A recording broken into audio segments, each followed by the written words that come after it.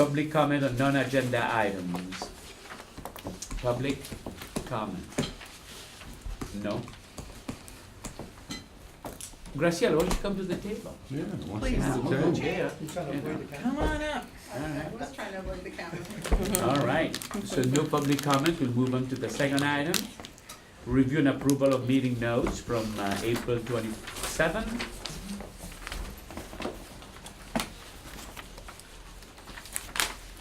Move to approve. Thank you. Second, So moved. all in favor? Are there any Aye. changes All right. or additions, corrections? No, there No. are not. Okay, good, Okay. thank you. All right, okay. Information item, superintendent presence update. Well, I want to share with you that the hiring process is going fine. We have made multiple offers. We have already taken many names to the district, to the board for approval. We have hired a dean of social sciences.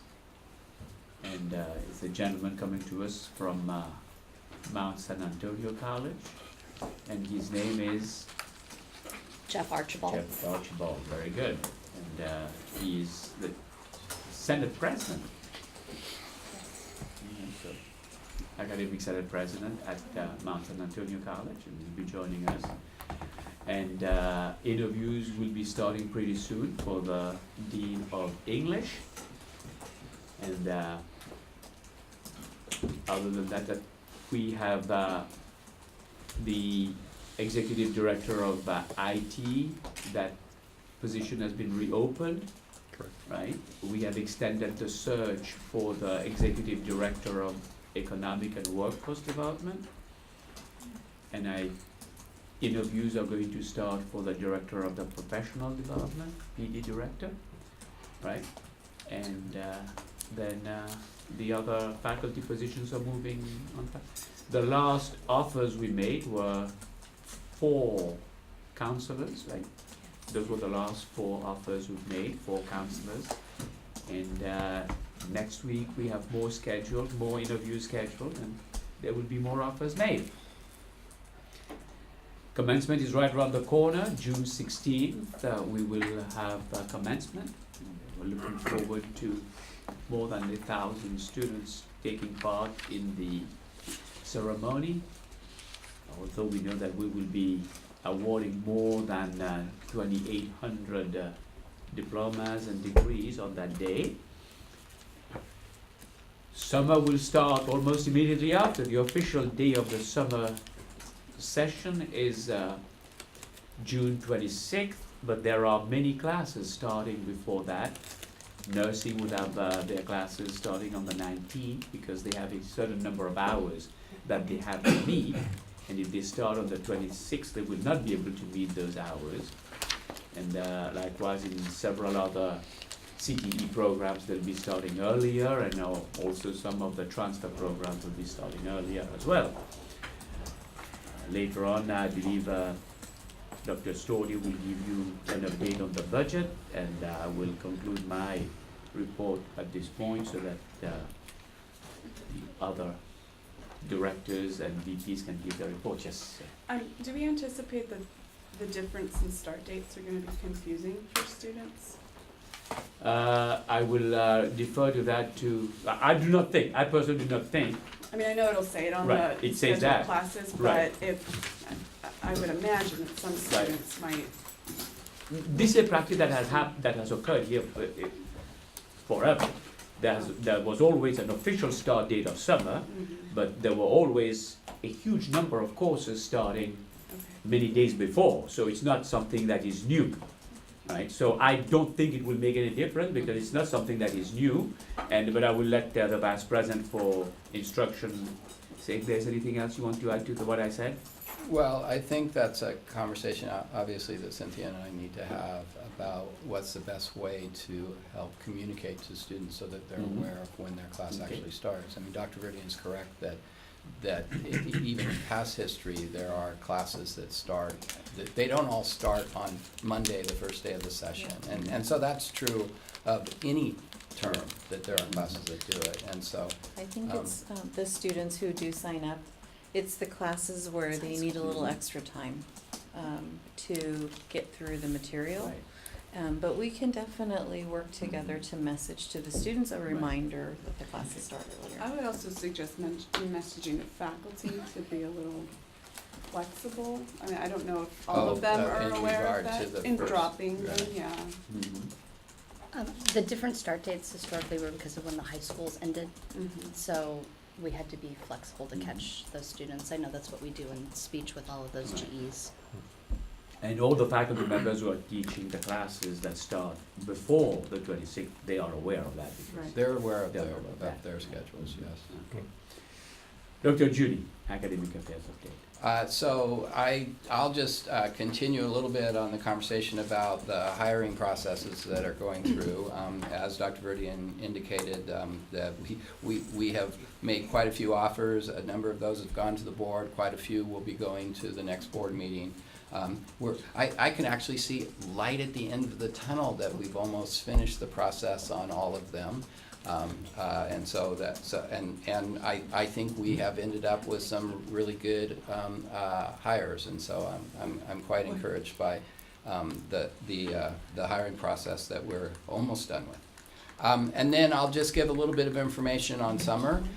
So summer registration is happening currently. As of this morning, the credit classes are 29% full. That's with 4,500 unduplicated students. And non-credit classes, they drag a little bit behind, and that's true all the time. And they're open entry, open exit, so that changes. But currently, they're at 12% with 241 students. And probably there is some duplication between the 4,500 and the 241, so I don't know the actual number of total students. And I think probably the encouraging part about those enrollments is that in the last few days, the number of enrollments each day is growing, and so students are starting to make the shift from spring to thinking about what they're doing for summer, and so those enrollments are going up fairly rapidly in the last 2 days. So. All right. Any question for Dr. Judy? So is that on course, 29% at this point? I don't know the answer to that. Seems low to me. I did look into the data a little bit more because one of your administrators texted me and asked me, are we through all the students? Have they had a chance to register? And no, they haven't. We Yeah, are I know some of my halfway students through. like June 2nd or something. Correct. Mhm. So there's still another, 10,000 students who have to get their access code to register, so I think we're gonna be good. Yeah, and in regard to the calculation of where we are with FTS generation for base and growth, so the report changes considerably once we start getting the summer enrollments. Before, with the numbers that I've presented here and other places, the estimates of FTS generation by summer, whether it be early summer or summer as a total, have been based on my estimates. Now we're using the numbers that the system is generating based on the enrollments, and so if you look at those numbers, we're short a little bit of FTS for both our base and growth, but that number improves every day as these go up. And so for example, between yesterday and today, we jumped 10% fill, and so I don't think there's anything to be concerned about at this point, that we will, that the enrollments will continue to grow. As Cynthia said, that not every student has the opportunity yet to sign up, and then in our estimates of whether or not we're generating the appropriate number of FTS, I am not yet concerned that we won't. I'm not sure that I can speak for Dr. Storti and Dr. Verdian on that, but I believe that our enrollments will be good, both from the standpoint of us, what meeting student needs, but also meeting district needs in regard to FTS generation. Let us not forget that last year at this time, we were in the second week of our first summer session. Right, yeah. Right, so our commencement was 6 weeks earlier. It seems to me that 29% at this point would be kind of slow. I think as Dr. Judy was saying, I mean, and Yeah. as Dr. Oliver was saying as well, not all the students have registered. Right, well, that would be my next point. Right. Is that why is the registration process taking, That is something that why they will. can't that be speeded up a little That- bit so that's that what these the- people well, aren't? One Virginia, yeah. So June I'll, 2nd so we'll I'll, begin to so register. I'll respond to that. I mean, part of what I look at is my graph of those enrollments. And so, Okay.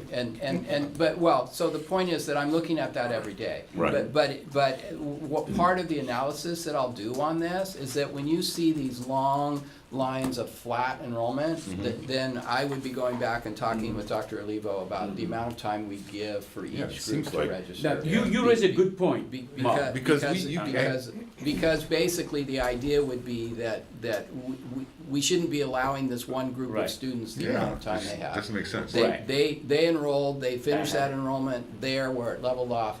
The next group Right. probably should be allowed there. But Now- there are issues that Student Services has to do in regard to the number of students that they can give permission Right. to register at the Right, same yeah. time. So we'll need to look at that data, and then Dr. Olivo and I will have to figure out if there's a way to accelerate Well, that process. what I'm going to ask them to do, I mean, your point is very well taken, Mark, is that they need to have the schedule for summer earlier, and registration dates should be earlier.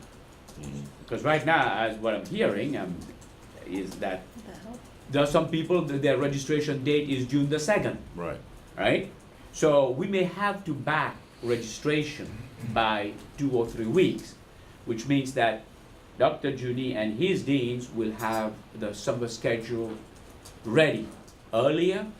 Dr. Oliver will have her team send out the access code to register a few weeks earlier, so that those people who will be registering on June the 2nd, they probably will be registering around May the 15th. Right. Right, so like that, you will not see what we're seeing right now, as you're pointing out, 29% only registered with only 3 weeks to go, right? So, but that's what they're learning right now. I mean, because it has not been, So we have not had that summer for a long time. Let me get, Jeannie wanted to say I just something. want to say, based on the registration table schedule, most students will probably have registered by the end of next week. So probably Friday would be. Which the end of next week is June 2nd. Right. Right. And that's when new and returning students, that's the. their But this end. has huge ramifications, because if we don't get those numbers, then classes start getting canceled, and then faculty start losing their schedules in the summer. And it's all because of this is, it's too close. Yeah, Doctor. Well, there's another really important variable that you're all forgetting, and that is that what you indicated before, that we would have been so the 4 or 5 previous years where we didn't have winter, we were already in summer. Right. And so we have changed the whole offering of summer, and we're expecting that students will do exactly what they've done in the past. That's probably a bad assumption. And so there, I mean, you raising the concern about is 29% low? It probably is. Will we reach a similar enrollment this summer that we've seen in previous summers? It would be great if we do. We may not, because we now have a late summer. And so many of the students that would choose to come here are choosing to go elsewhere where they can get a summer that starts earlier. And that depends on, when we get out in the spring, because that also has that impact in that. But if there's students that are coming from a UC or a CSU or high schools, they may be choosing to go somewhere else because our summer is so late in the process. And so those are all part of the analysis that we'll have to do once we've done this and we see what our enrollments ultimately do. And if they don't reach the levels that we've seen in previous summers, then we have to Right. investigate why and then consider that in our scheduling pattern. But I think all of those things, all of those variables don't change based on when you have the registration, so you know in time what's going on with summer. Mhm. You know all those variables. So it doesn't matter if registration would have ended 2 weeks ago. Those variables weren't any different. I Well, also. let me say something, and then we have Dr. Olivo and then Tito. One thing that you're all forgetting, that we're all forgetting, We're is that, forgetting a lot of stuff. no, in this discussion here, what we need to add to the 29% we need to add the inter-session enrollment to that 29%.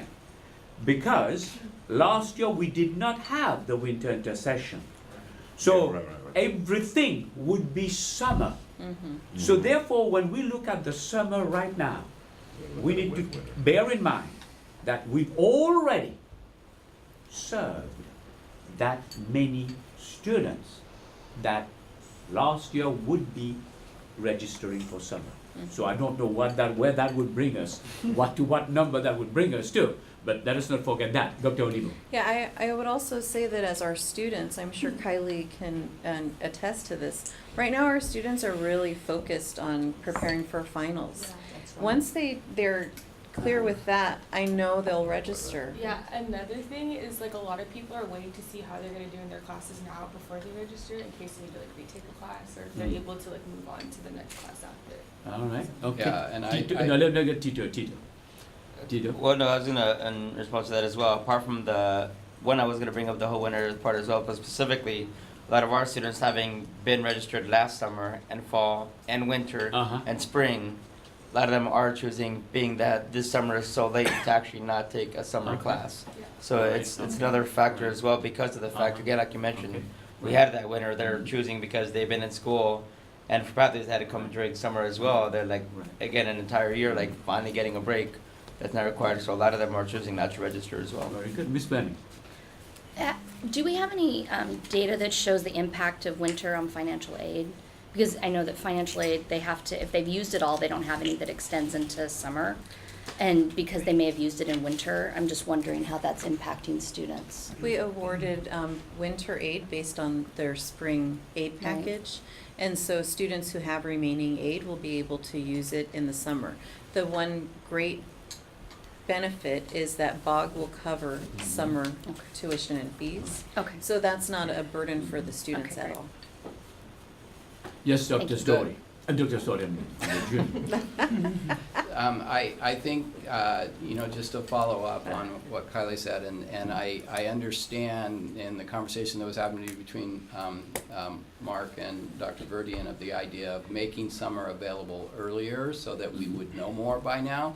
I think it's important to note that many students don't want to be worrying about summer enrollment Yes. a month earlier because they're focused on getting through spring. And Yes. some of what they're going to enroll in will be dependent on how their spring classes turn out. Correct.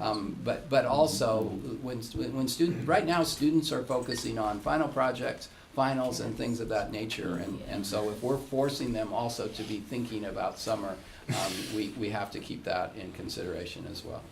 Mr. Woodworth, I see you're shaking your You know head. what, I am sorry, but I have heard from all of you administrators saying that you think you know what students are focusing on. I can guarantee you, being in the classroom, they're focused on when their registration date is. They will leave the room at that time to go register. They know exactly when they're registering. So if you seriously think that people are not registering because they're concentrating on finals, that's counterintuitive. Kylie, you had said, Totally what did you say earlier Well, on? yeah, I mean. Yeah. That's what you said. What did you, is that Yeah, so correct or what not? I said was like, well, I know that for people like in student government or like my circle of people, that right now we're focusing on like, okay, if I can't pass this class, or if I need to retake this class, or if something happens, then that will determine what I take in the summer. Uh-huh. So that's the biggest thing that I've noticed amongst the students. Right. I do think that it would benefit a lot if we have the schedule out earlier. Mhm. I don't necessarily think the registration date is that big of an issue. If they really wanted to have an early registration date, then they would join, programs and stuff like that. That would help that. Right. But, And so, yeah. Mark, I think the behavior you're describing is true for fall and spring, absolutely. Students are waiting on pins and needles for their date, but it's not necessarily the I'm same talking about right case now, for the summer. classes I teach right now, that's all that they're talking about in the classes I teach right now, is when are they going to be able to register? That's what, I'm not talking about spring and fall, I'm talking about right this minute. One minute, Janine, but Kylie? Terry, I mean, is there any, all the students right now know their registration date by now, right? Yes, they They all do. know I their guarantee registration you, date. ask any student on this campus, they will Yeah. tell you the day and time that they can Okay. register. All right. But as you know, well, I've asked the past presidents to make sure that next year we have the schedule out earlier with registration dates earlier. And I hope that that should help. Ginny, you wanted to say something? Working in student services in admissions and registration, a lot of students, probably the majority of students that we encounter inquire, why can't they register earlier? So it is a concern, they would like to register earlier. Especially students who are coming from other schools who would like to take summer classes here. Yeah. Why can't they register earlier? So it is definitely a concern. That's probably the number one question that we're asked in our office. So I can say from the perspective of listening to students. Isn't that a concern that we always have? Every semester we have that concern, I mean, especially for students coming from outside. They all want to, why do I have to wait till late? Yeah. I mean, that's part of They the have no priority system. Yeah, that's the You know, priority. that's part of the priority. And I'd like to Right. answer Kylie. There is a system in place for students who are currently in a class that are questionable whether they'll pass, that they can register for the next one. There's something in place that we can help them so that they don't have to wait until they get the grade. Because I know that for like certain like math like classes, if you aren't passing it or you haven't completed it, then they won't let you register next. So there's a really good system in place that we can help them, have them talk to their counselor. So then if anything, we can just like advertise.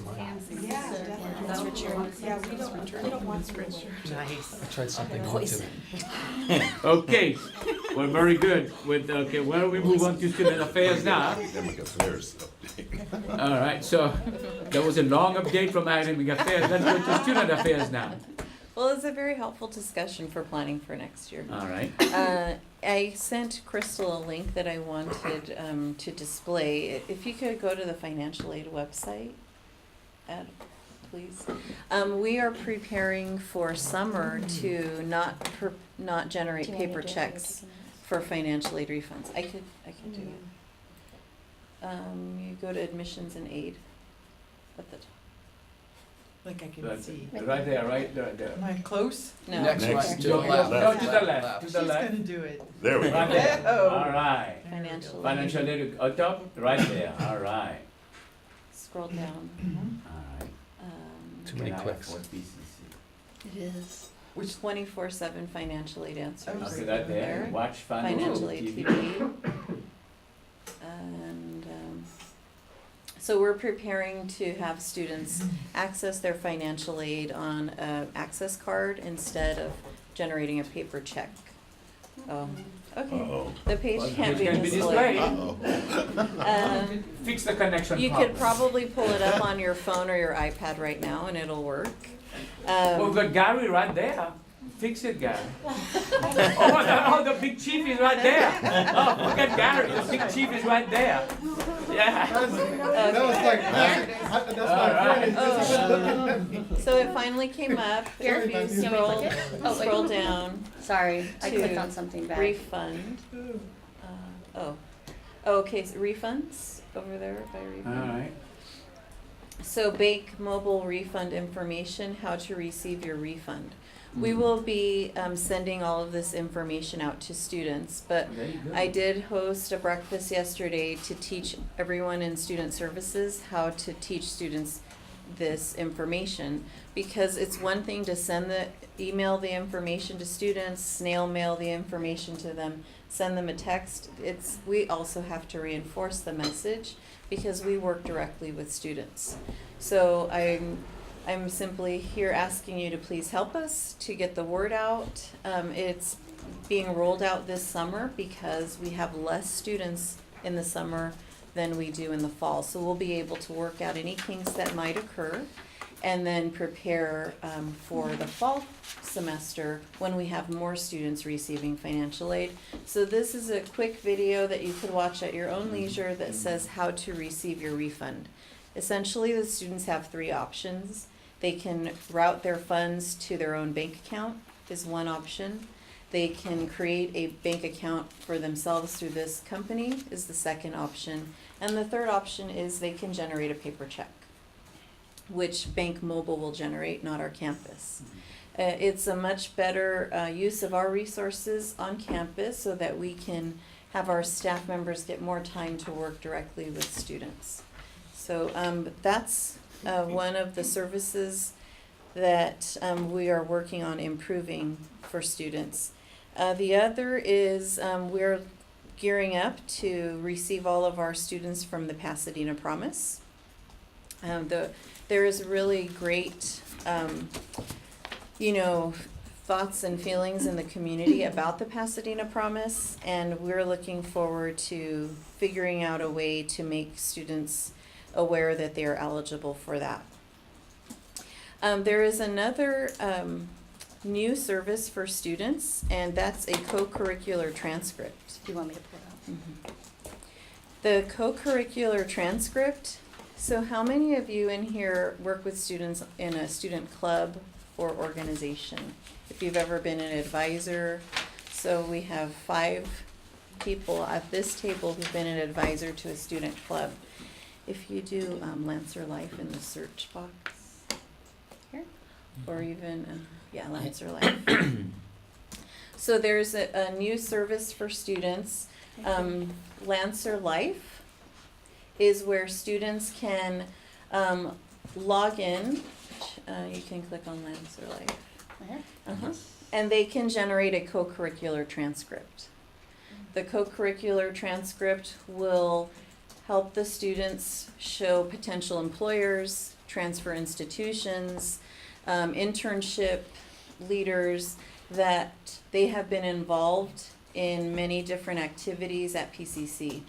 Simultaneously with this, the Office of Student Life is conducting a study through the Office of Institutional Effectiveness on the correlation between being involved outside of, in co-curricular activities, and then how it impacts their grade point average, their transfer rates, and things like this. So if you would get the word out, we will also be conducting workshops so that we can teach all the advisors how to have their students enroll in this so that they can benefit from the co-curricular transcript. Currently, there are 1,000 students using Lancer Life. And Lancer Life is part of Campus Labs? Lancer Life is a part of a product called Campus Labs, yes. All right. So that's it. The other one last thing is students can request an ed plan online, and all you have to do is Google, do the search online ed plan request, and students can get that. So far we have 13,500 students with an ed plan, and we need many more students to get one. So we're trying to make sure students have access in different labs on campus and online, of course. If they work, have families, and don't have time to come in to get one in person, they can just do an online request. So please let people know. It's not working. Oh, I think you're still in campus labs. Hold on. Yeah, we're in Campus Labs. So you get the picture, right? Yes, yeah. All right, okay. That's all. Thank you very much, Dr. Olivo. I'm just gonna- Dr. Story, Business and Administrative Services. Yes, Dr. Verdi, and I I'd like haven't said anything about the budget. I want to make sure you Thank you cover very everything. much. Thank you very much. Yeah, I'd like to share an update regarding our budget for next fiscal year 2017-18. The timeline for the budget is we'll be meeting with the Budget and Audit Committee next week to share with them a tentative budget for next year.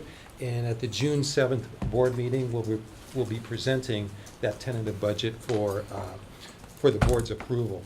How the community college budgets work is the actual final budget isn't signed into law until July 1st, June 30th timeframe. So according to the state law, we have to have a budget in place until the final budget is signed into law. So that's why we have a tentative or preliminary budget that the board approves until we have the final budget signed into law. In May 11th, the Governor Brown released the May revise, and the May revise is an early look at where we are with the budget. There'll be the final budget, which is signed into law sometime around June 30th. But the May revise has a lot of good information, strong budget for community colleges. When we look at the statewide budget, the total statewide budget for general fund expenditures is $124 billion. So that's all state agencies at the state level. That's a slight decline, about $500 million lower than it was this current fiscal year. But for education, K through 12 and community colleges, It's about a little over $2 billion higher. And for community college specifically, the big increase that benefits PCC is an increase in the base allocation. So the base allocation, base funding for community colleges system-wide will be an increase of $160 million. And what that equates to for PCC is an additional $3.2 million of general fund dollars. Now, the governor's providing guidance on how those funding should be allocated, and really it's intended to provide community colleges with funding to help meet increases in increased costs, such as the PERS STIRS contribution that was specifically cited in the budget language. Because PERS STIRS for PCC will be going up $7 million over the next 4 years because of the increased contribution rates.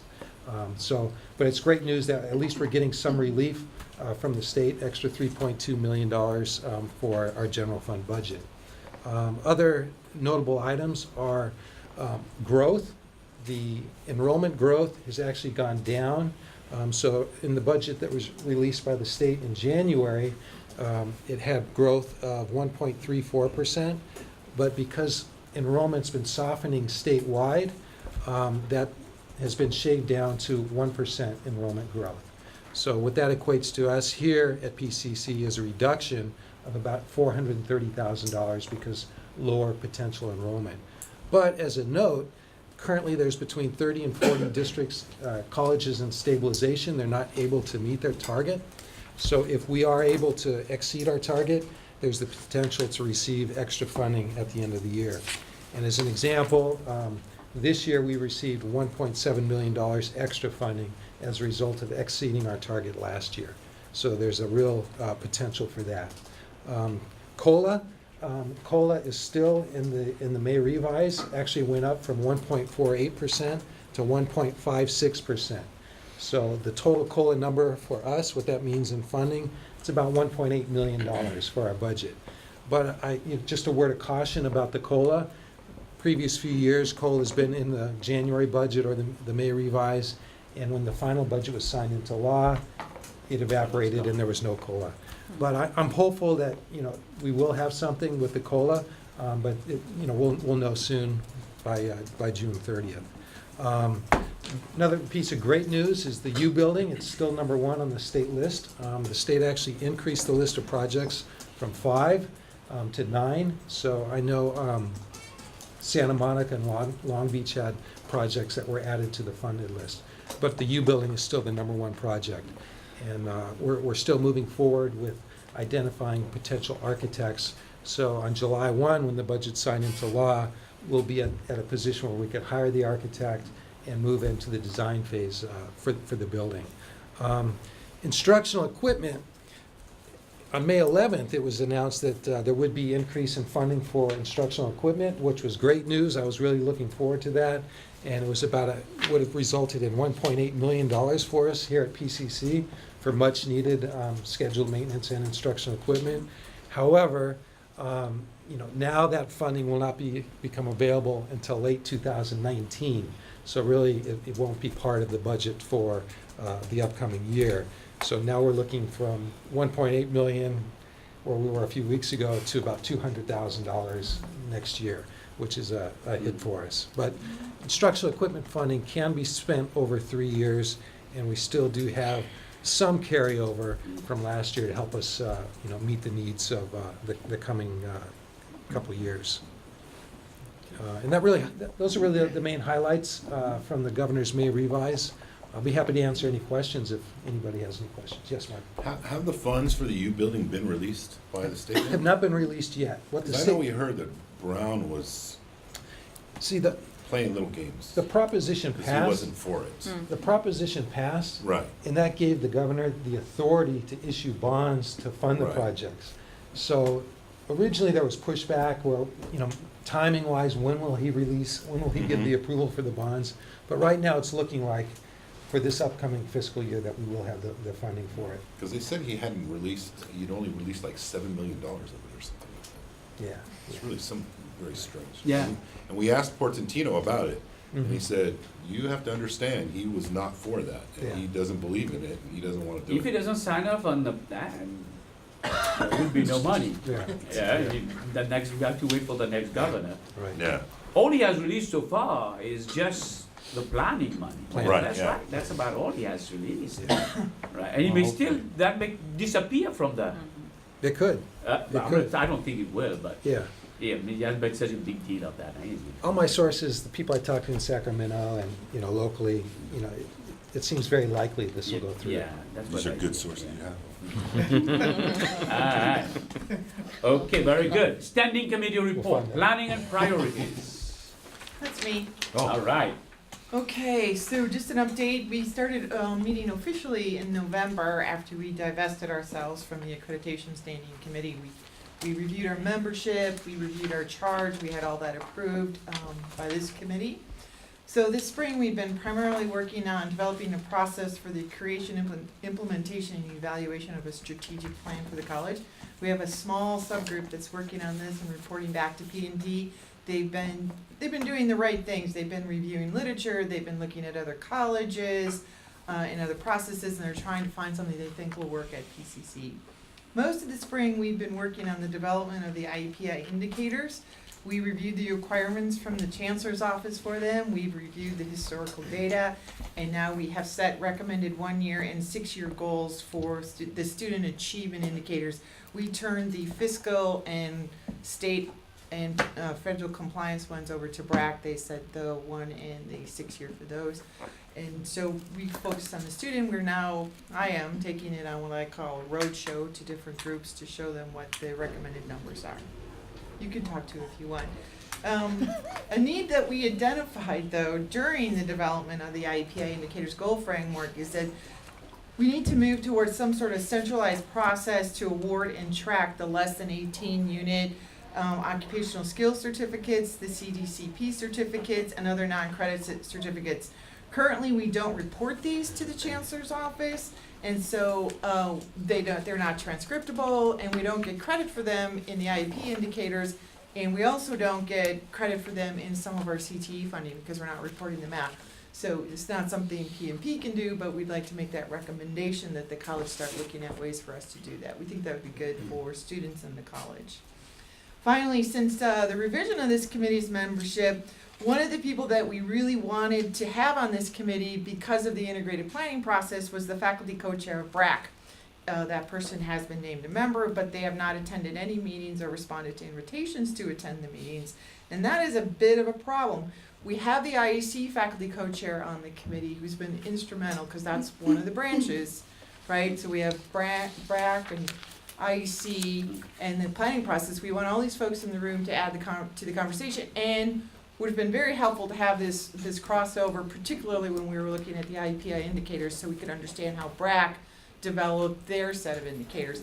But this person hasn't attended, and we are trying to figure out some way to deal with that issue. Have you reported that to the Senate that makes the appointment? It's not a Senate position, it is. That's not a Senate position. Oh, I guess it is, the BRAC. Good, because Yeah, faculty, Don't we have a faculty are process? appointed by Senate. Didn't we approve guidelines that We- call for the removal of individuals who? We did. The problem for me is that when I looked at that, what I see is that it's a position as opposed to just a person. So I don't know if I need to come back to this group. It's a as- faculty, right? Yes, it's a faculty. It's a faculty, the Senate will have to okay the whether it's a position or not, the Senate will have It's to. Danny Hammond.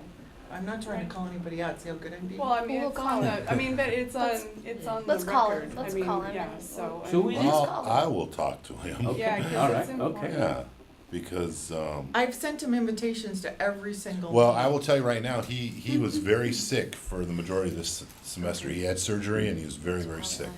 And he hasn't been around at all.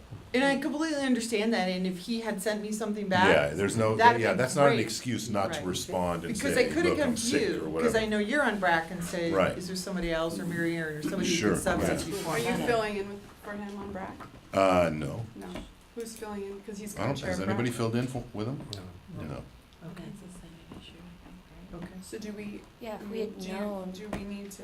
I'll fill talk to his him and find out position? and I'll let you know. Great, And so this will be handled by which should the be president of the association and the academic Senate president. Great, Okay. she is my co-chair too, by the way, lovely, All right. okay. So that's all I Madam have Co-Chair. to report on. It is very important for us, as the other members have been great about showing up or letting me know if they couldn't be there. And that voice in the room is actually very important to us, the brat Right, voice, so yeah, we really need sure. that to happen. Sure, absolutely. We All need to right. address the Very faculty good. numbers on. Any board. questions for Ms. Colrose? All right. New items, discussion and possible action, AP 5055 enrollment priorities. Dr. Oliva. Yes, the enrollment priority procedure, we need to update it because there is a change in the law Okay. that allows homeless students to register on first day priority registration. So since we're going in to do some revisions based on that law, we also are cleaning up some language. First of all, we're clarifying the language around academic probation to be in line with the loss of BOG. So students must not have been placed on academic or progress probation in any combination for 2 consecutive terms. That is the new loss of BOG language, so we just went in and clarified that language. But I Then- thought that you could appeal that, right? They can appeal Right. it, yes, Do we have that language in our policy? in the loss of BOG policy and procedure, yeah. All right. Priority as follows. Priority 1, you'll notice we added homeless students there. And then in bold, priority 3, this is a program Dr. Junie is overseeing. It's the AB 288 College and Career Access Pathways, also known as CCAP. You know we love our acronyms in higher education, and CCAP is the dual enrollment program. So then if you scroll down, priority 8, it would be non-CCAP students. Uh-huh. And then the one group that I don't see here is, maybe scroll up, the bachelor's degree. That was just removed.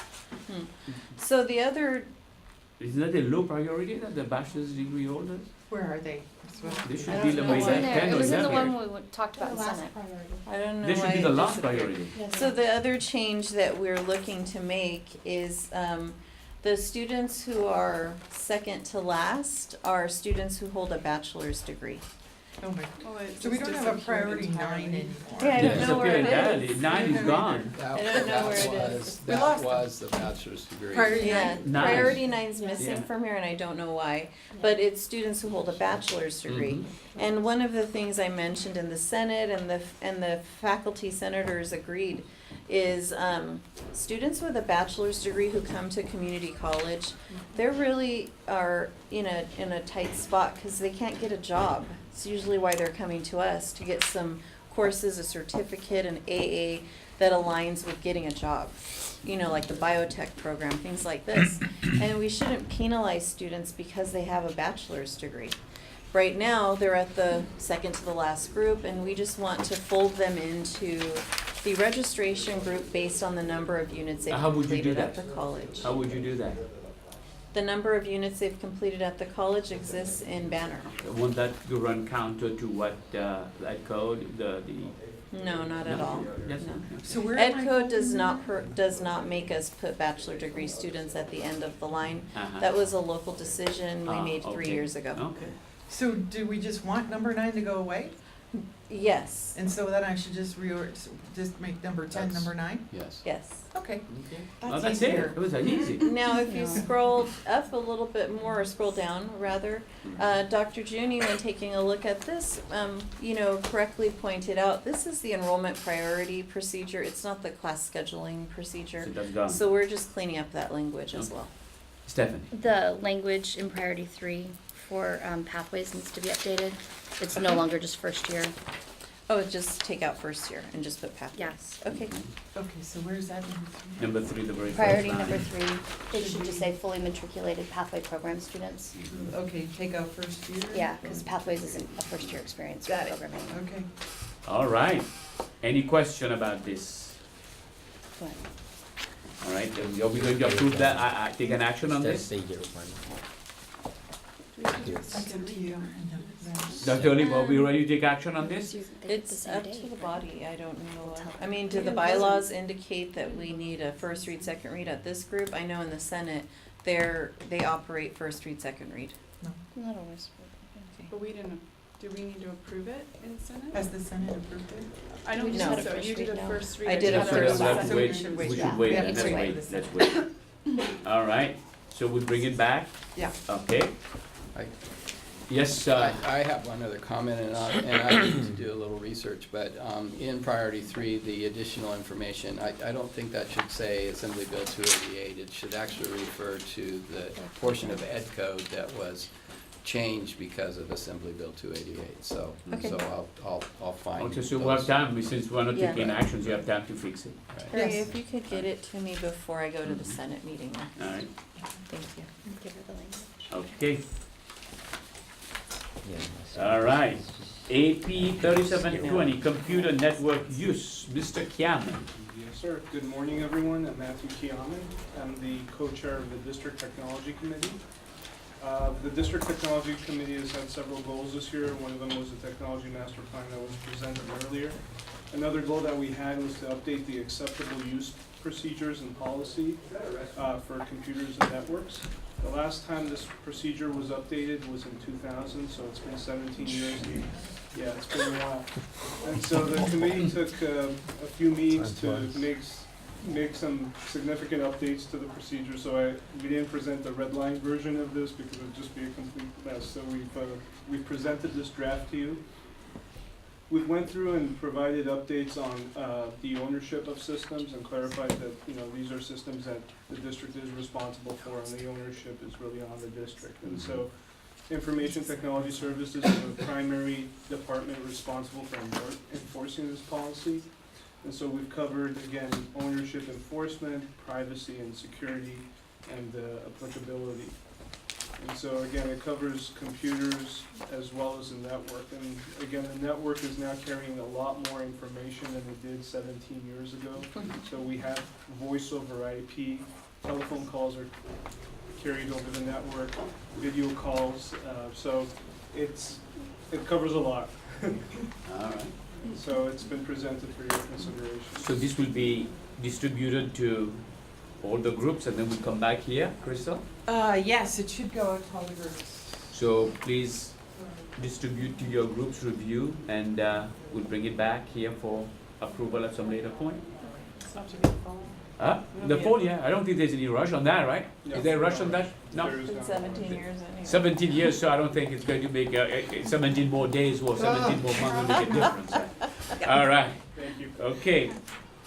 Let's move on to old items. EEO plan, Dr. Norman.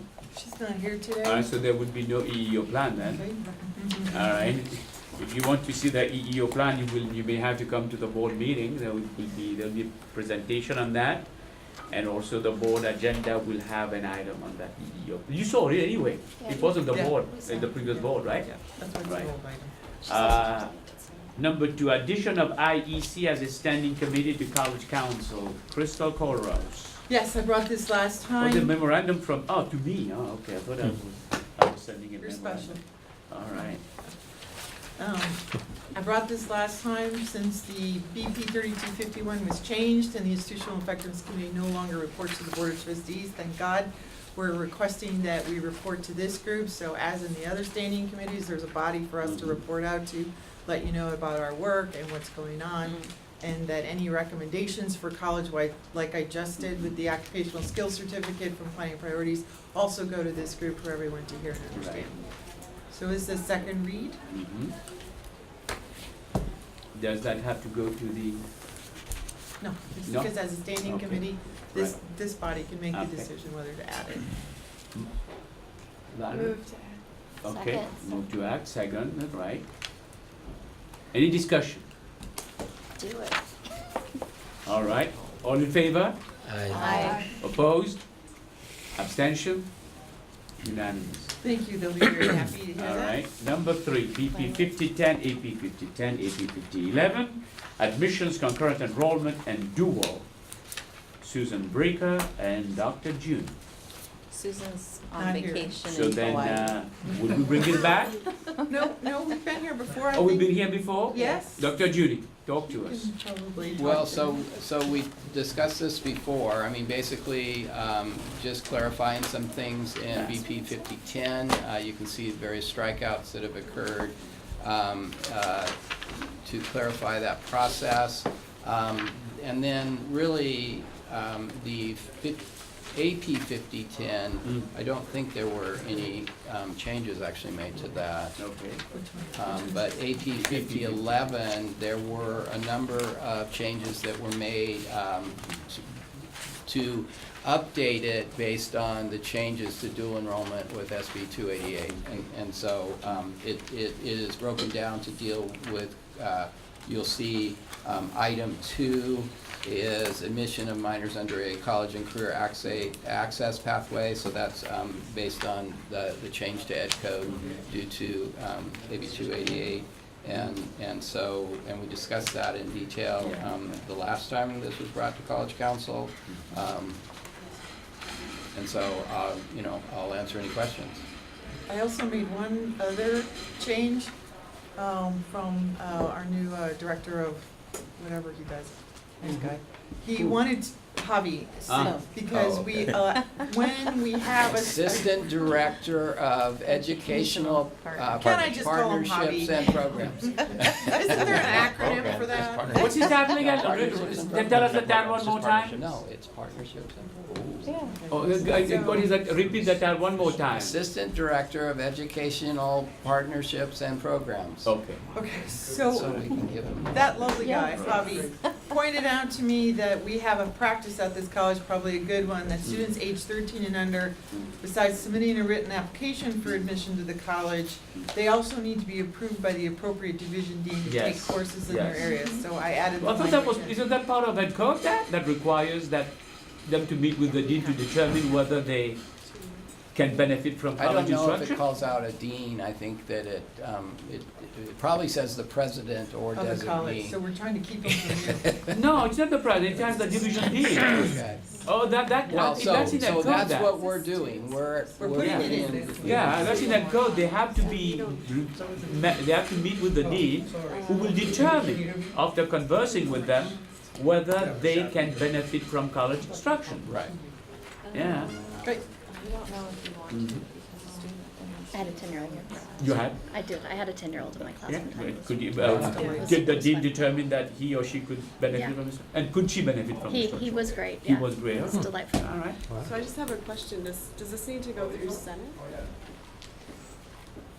This is an old Probably. item. I know, but we were never approached to bring it through Senate. I mean, it's a It gray never went to your- area. take it It's to your- either, Yeah, is 'cause it student services or I is think it? it should No, go to your, it's to the This Senate. should go to Senate. It should go to because- Senate because there are. we're talking about yeah. putting 13-year-olds Yeah, in in your classes. class, Yeah. because I've heard a lot of Yeah. things about that We in many colleges, process the so. applications, that's why Right. Susan was involved, but it's a Right. program through. But it Yeah, should, and the it's Senate should review instruction. that, faculty need to have input on that, You yeah. have to be involved too. So this will be taken to faculty, Senate, It will be taken to the Senate. okay, very good.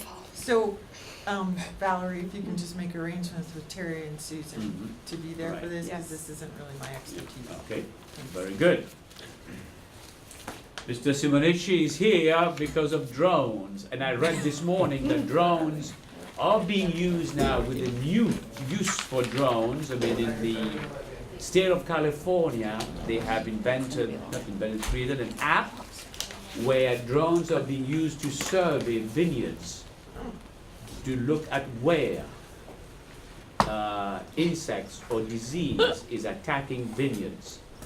Then they just click on it, it sends a message, workers go out and get rid of that area.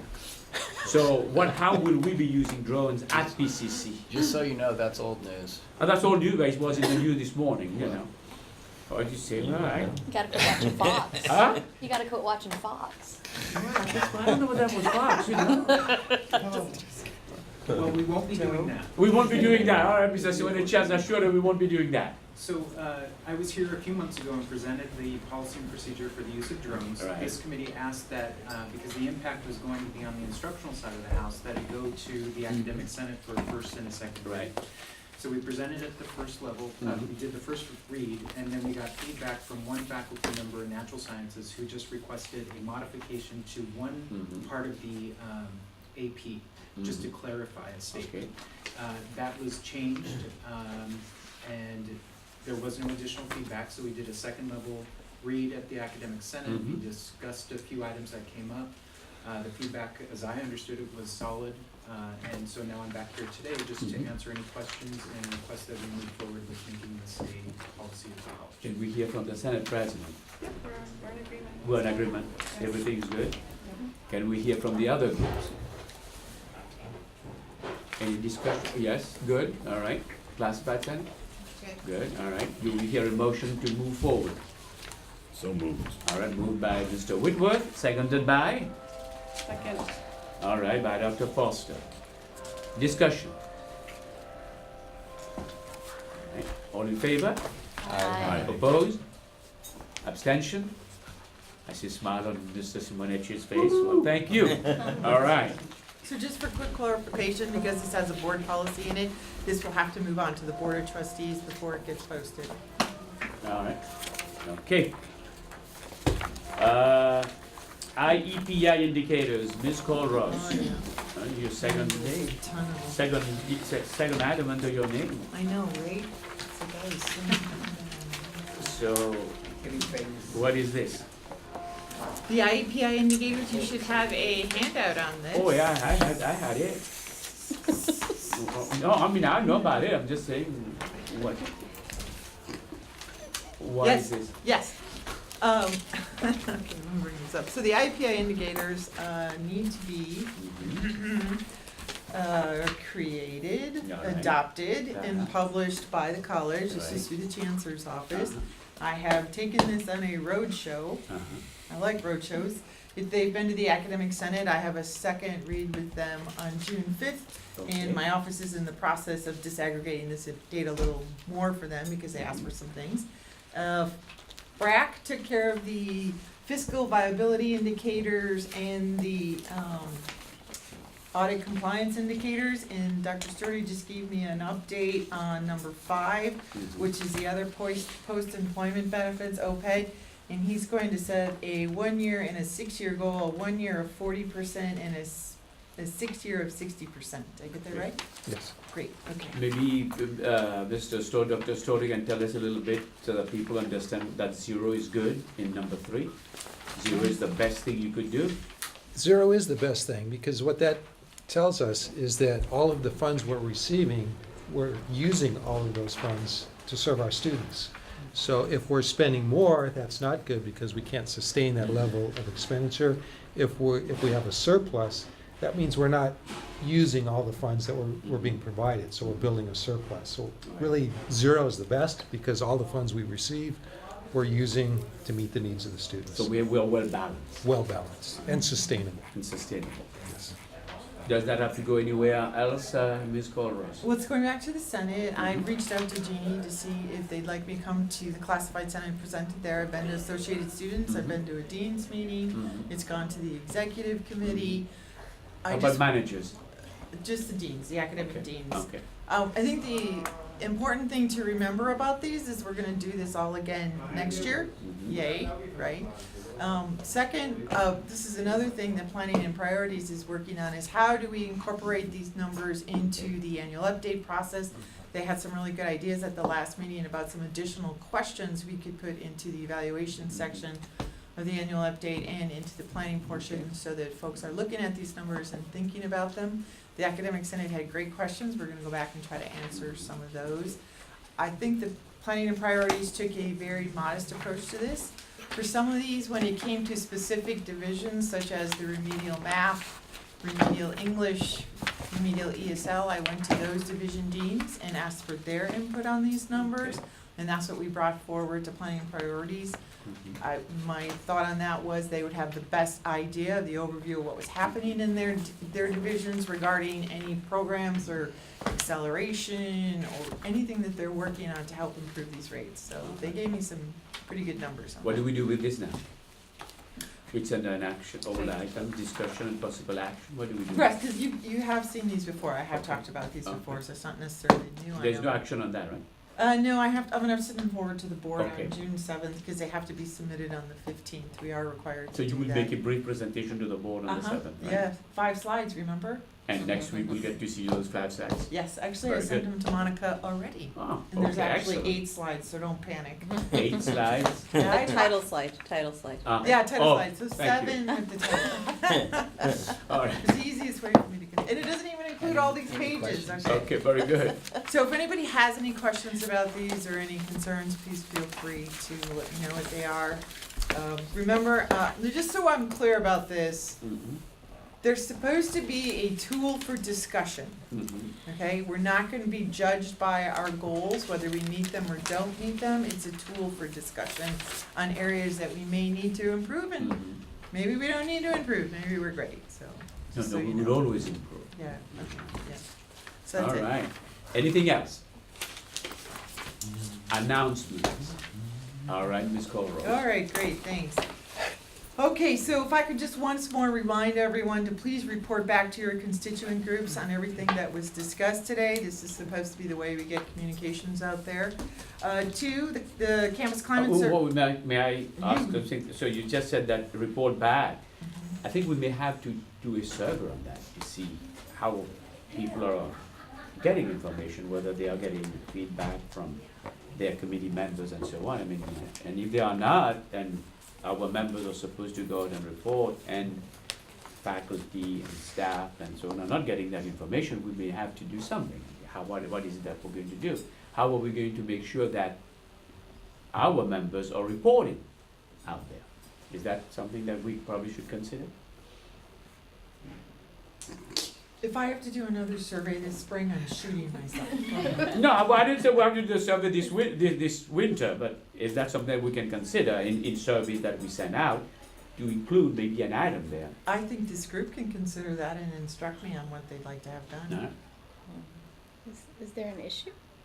Well, we very often we receive feedback telling us that faculty are not getting information from their representatives on various committees. We hear the same thing clarified, that they are not getting information from their representatives on various committees, right? And so that's why we're wondering, I mean, how can we? We can certainly adjust the campus climate survey to include those questions. It would be good to include that, so. So I'll just get working on that.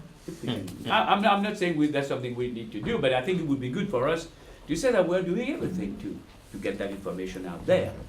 Right. Okay, I made myself a note. Thank you. Number 2, the campus climate survey is out there. Right now we have 366 responses to date. I'm just gonna ask again That's to not bad. encourage. That's It's not good. bad. That's good. But this is not a random sample survey. It's an population survey, so we need a higher response rate in order to really make these answers reliable and valid. Mhm. When's the cutoff?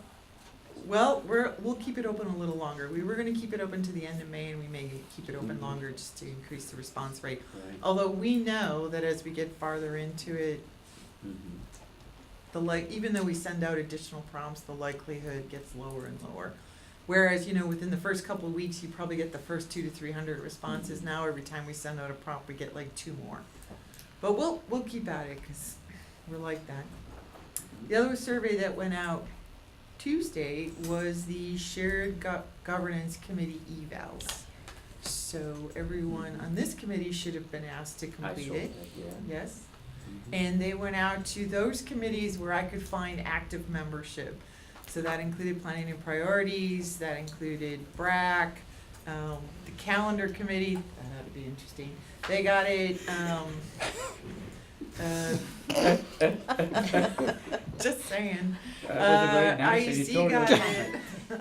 So all the committees where I could actually find a list of active members got the survey. Okay, That's it? so, yeah, so if you are on those committees, please encourage the members to participate. Save the best for last. Yeah, what was that? I don't know. I don't know. Other announcements? Yes, Ms. Kylie. So next Friday, June 2nd, is the annual drag show. It's going to be put on by Associate Students, Cultural Diversity, as well as QA. So if you guys can let the word out to your students. I know pathways too. You guys can use that as like credit or something. Yeah. Or That's Friday of next week, right? Yeah, next Friday. Mhm. Yeah, it's gonna be in Harbison Hall. Food will start serving at 6, and the event starts at 7. So yeah, if you guys can help, Very good. let your students know that. All right. Thank you. The Senate banquets on June 8th at 5 p.m. I bought a ticket already. At Cabreras. Good. Are you $35 I paid. gonna tequila shots for everyone? No, that I can't afford that part, no. You can. I'll buy a tequila for the 2 people on either side of me. Okay. Lucky us. You better hope I don't get there early, 'cause I I'm like- got a lot of tequila. I'm working on the assigned seating right now. Right now. All Because right. the tequila is how I make it through that event, so. More announcements. Kidding. Matt? Yeah, just a quick announcement. ITS has been working over the last year to update the Lancer Point portal. Mm. So we have it at a stage where we are planning to launch it on June 28th. Have we done some testing before that? We have done quite a bit of testing. Okay.